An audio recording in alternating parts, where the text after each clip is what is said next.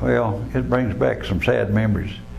But that was one of the, I guess, most frightening. Well, I don't know really how to explain it. You were so scared you wasn't scared. You know what I mean?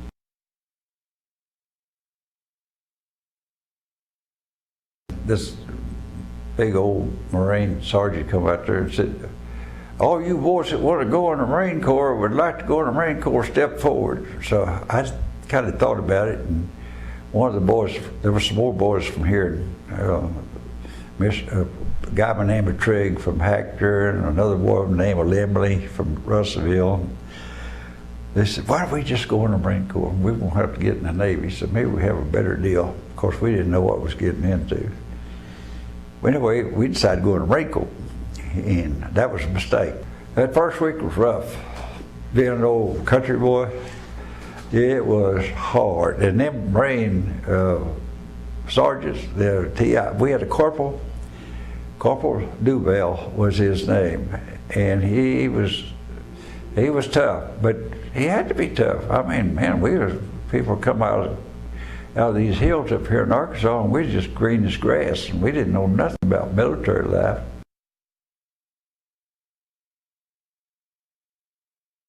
Well, first landing at Saipan, yeah, that was real scary. Of course, we went in. Of course, the earlier what they call a forward echelon had already went in and had established beachhead and everything. But a lot of the bodies, Japanese soldiers and American Marines were still laying there on the beach. They hadn't picked them up yet. And I forget, they lost, I read the story, but it was in the thousands. We had one company, K Company, in one of the battalions. They got ambushed, and I think there was like 240 people in the company, and there wasn't but 8 of them left alive. I mean, they really got wiped out. We had one LCVP was coming in, and a Japanese mortar hit, direct hit, and it killed 27 Marines, just one deal like that.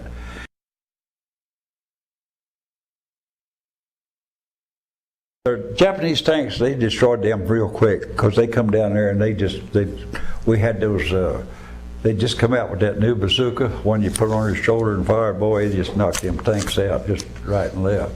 So our main thing from the Japanese was their mortars, 60, what we call 60 and 90 millimeter mortars, and you could hear them coming. You know, and when they'd let that thing off, you could hear them. They made a kind of a funny whistling noise. And of course, when you heard that thing, you dive for that foxhole and get down as far deep in there as you could.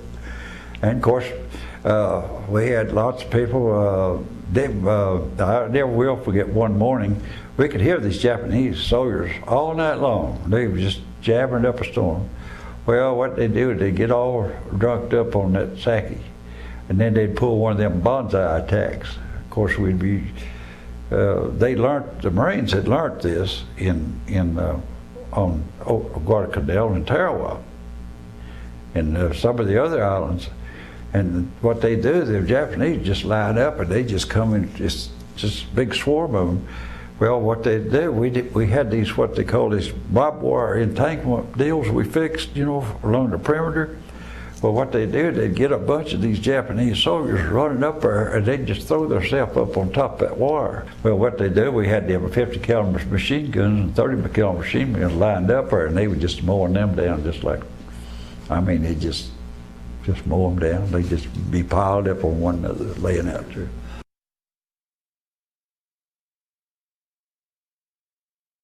And they just loaded them prisoners on there from the Bataan March in the Philippines, and you never seen such a horrible bunch of people in your life. They wasn't nothing but walking skeletons.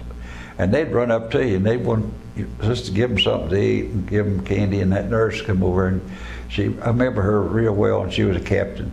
She said, don't give them nothing to eat. She said, we can't even feed them very much. She said, if we do, they'll go into shock. They had these caves where they put them in there, and of course we had come out with the flamethrowers, and we had a lot of Marines that walk up to these caves and stuff, and it was very dangerous. And so our commanding officer said no Marines will walk up to these caves anymore or try to get in them but before we tried to flush them out with the flamethrower, and it was one of the sickening sights I ever seen. They went up there and we mounted them, rigged them flamethrowers. We had tanks rigged up where they could shoot it right, and they could drive right. If the Japs were in there, and they probably started shooting at the tank, but they wouldn't do no good.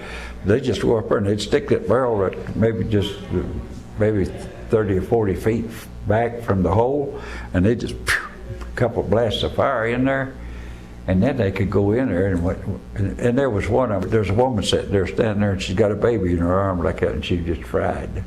It's horrible, horrible. It was really bad. It took me a long time to get over that.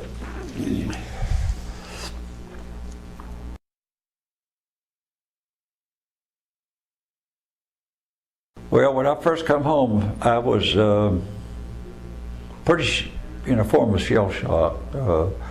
I come home in July, and that's in the summertime when you have thunderstorms and everything. And boy, I tell you what, every time a clap of thunder or lightning go off, it'd pop.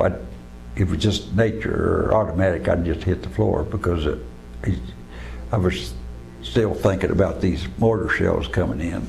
But it took a while.